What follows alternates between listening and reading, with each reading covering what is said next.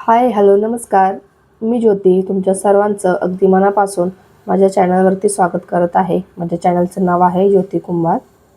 तर चला तर मग आपल्या व्हिडिओला सुरुवात करूया. आज मी जरा वेगळाच नाश्ता बनवायला घेतला होता, कारण आज सुट्टी पण आहे. शर्वरीला क्रिसमसच्या सुट्ट्या चालू झालेल्या आहेत. तर रात्रीच्या 2-3 चपात्या शिल्लक होत्या, पण मुलांना काय चपातीचा चिवडा वगैरे खायला आवडत नाही.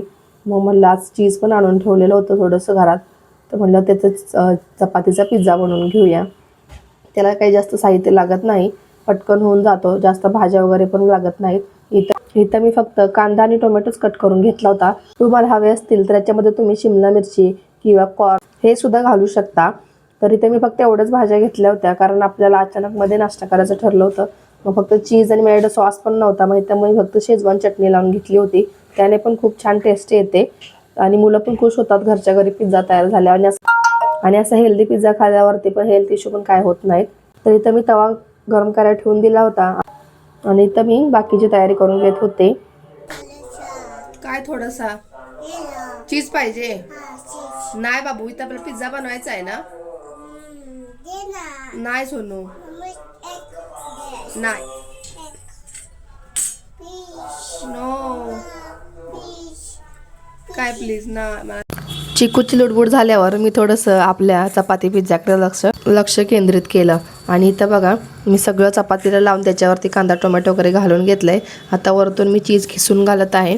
तुम्ही कोणत्याही पद्धतीचं चीज ह्याच्यामध्ये घालू शकता, किंवा पिझ्झा चीज असेल तरी पण खूपच छान आहे. तर मी इथं चीज क्यूब घालत आहे. माझ्याकडे तेच सध्या अवेलेबल होतं, तर ते घालत आहे. आणि थोडंसं माझ्याकडे ऑरेगॅनोचे छोटे छोटे पाऊच होते, तर त्यातीलच मी ऑरेगॅनो ह्याच्यामध्ये वरून टाकत होते, कारण माझ्याकडे जास्त एक्स्ट्रा ऑरेगॅनो नव्हता. तरी ते सगळं आता आपल्याला तयार करून घ्यायचं आहे. नंतर तवा गरम करून झाल्यावर त्याच्यावरती थोडंसं ऑइल सोडून घ्यायचं आहे, जेणेकरून आपल्या खाली चपाती चिकटणार नाही. आणि नंतर इथं सगळं किसून वगैरे झालं तर आता मी ह्याच्यावरती तेल सोडून घेत आहे. आणि नंतर आपला पिझ्झा आहे, म्हणजे जो चपातीचा पिझ्झा आहे तो त्याच्यावर ठेवून द्यायचा आणि बारीक गॅसवरती झाकण ठेवून शिजवून घ्यायचं आहे. म्हणजे त्याच्यात भाज्या थोड्याशा सॉफ्ट झाल्या पाहिजेत, जास्त काही शिजत नाही, कारण चपाती पटकन त्याच्यावरती भाजली जाते आणि पिझ्झा आपला कडक कुरकुरीत होऊन जातो. तर इथे मी सगळं घालून घेत आहे. तर तेल वगैरे टाकून ह्याच्यावरती आपल्याला पिझ्झा ठेवून द्यायचा आहे. अशा पद्धतीनं उचलून घ्यायचं आहे आणि ठेवायचं आहे ह्याच्यावरती. आणि याच्यावरती थोडंसं झाकण ठेवून द्यायचं आणि 1-2 ते 3 मिनटामध्ये आपला पिझ्झा तयार होऊन जातो. तोपर्यंत एक्स्ट्राचं जे आहे आपल्याला अजून चपाती वगैरे, तर तेही आपल्याला इथं करून घ्यायचं आहे. तिथे मी पुन्हा एक चपाती घेतली आहे. माझ्याकडे 2 चपात्या शिल्लक होत्या, त्याच्यासाठी मी थोडा कांदा एक्स्ट्रा चिरून घेतला होता. तोही आता त्याच्यावर थोडी सॉस घालून घेत आहे. आणि नंतर ते सगळं घालून तोही पिझ्झा तयार करून घेत आहे. म्हणजे पटकन हा पिझ्झा तयार झाला की आपल्याला तो त्याच्यावरती ठेवता येतो. तर इथे बघू शकताय, खूप छान असा खालून क्रिस्प झालेला होता. तर तो मी साईडला काढून घेतलेला आहे आणि थंड झाल्यावर मी कट करून घेऊन तो खायचा आहे. आणि हा पिझ्झा तव्यावरती ठेवून द्यायचा आहे. अशा पद्धतीने ठेवायचा आणि वरून झाकून परत लावून ठेवायचं. आणि ह्यालाही आपल्याला 2 ते 3 मिनटं छान असं शिजवून द्यायचं आहे. तर इथे बघा, आपला पिझ्झा तयार झालेला आहे आणि मस्त दिसत आहे. चीज पण खूप छान पद्धतीने मेल्ट झाला आहे. पिझ्झा तुला आवडतो? अरे बापरे, खाऊ? गरम आहे ना? हो, छान आहे ना? फुकली तू. आता मी कट करून देते तुम्हाला.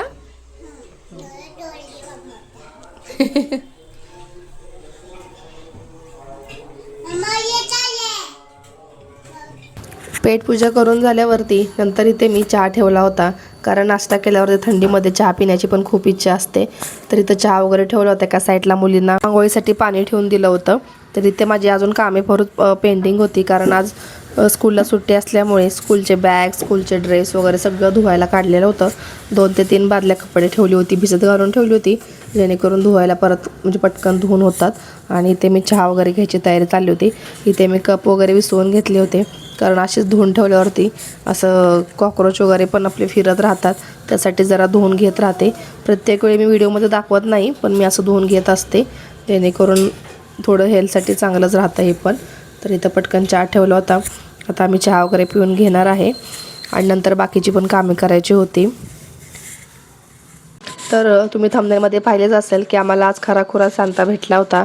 तर खराखुरा सांता आम्हाला नाही, तर तन्वीच्या पप्पांना भेटला होता, कारण ते गोव्याला ट्रिपसाठी गेलेले आहेत. त्यांच्या सरांबरोबर वगैरे त्यांचे कलिग्स वगैरे आहेत त्यांच्यासोबत गेले होते. इथे त्यांनी हँडशेक पण वगैरे केला होता. तर तिथून त्यांनी आम्हाला व्हिडिओ कॉल केला तर मी ते स्क्रीन रेकॉर्ड केलं होतं, जेणेकरून मुलांनाही पण लक्षात राहतं की आपण पण असं काहीतरी पाहिलं होतं वगैरे. तर इथं चिकू पण खूप एन्जॉय करत होती, कारण तिने पण असं काही कधी पाहिलेलं नव्हतं. तर तेच म्हणून आम्ही म्हटलं की आम्ही खराखुरा सांता पाहिलेला होता. बघू शकताय.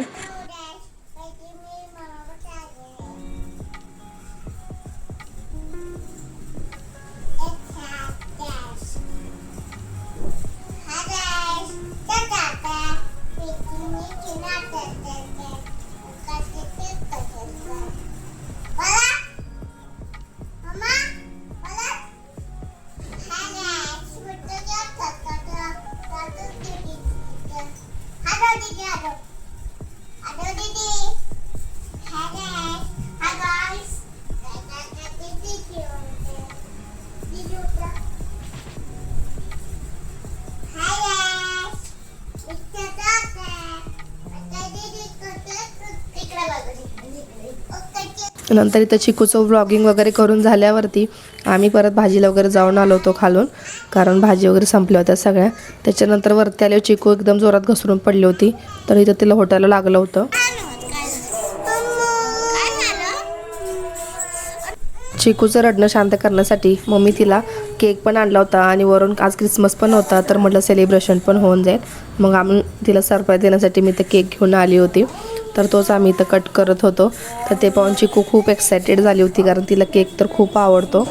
तर इथं आम्ही केक वगैरे कट करून घेतला होता. जेवण तर आम्ही ऑलरेडी केलेलं होतं, तर म्हटलं चला केक कट करून घ्यावा. तर इथं बघा तिलाच केक कट करायचा होता. त्याच्यानंतर आम्ही केक वगैरे खाल्ला. तर असा होता आजचा व्हिडिओ. कसा वाटला कमेंटमध्ये नक्की सांगा.